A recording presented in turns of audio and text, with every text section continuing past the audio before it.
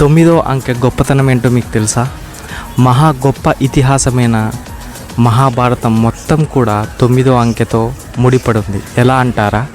మహాభారతంలోని పర్వాలు 18, 1 + 8 9. ఆ విధంగా మహాభారత యుద్ధం జరిగింది 18 రోజులు. మహాభారతంలోని భగవద్గీత అధ్యాయాలు 18.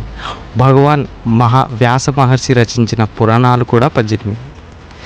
1 నుంచి 9 వరకు మొత్తం అంకెలు కూడిన మనకు 9 వస్తుంది. జనరల్గా సంఖ్యాశాస్త్రంలో 9వ అంకెను బ్రహ్మ సంఖ్య అంటారు, దైవ సంఖ్య, వృద్ధి సంఖ్య అని కూడా అంటారు. పురాణ సంఖ్య అని పేరు కూడా ఉంది.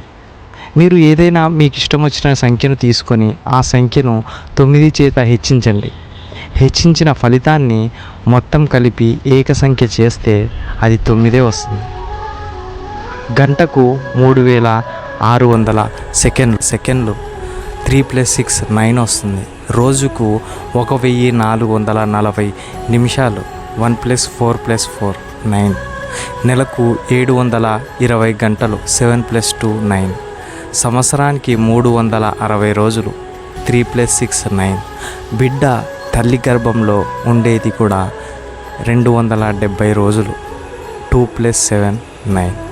ఈ విధంగా 9వ నెంబర్ అనేది చాలా గొప్పదిగా మనం చెప్పుకుంటాం.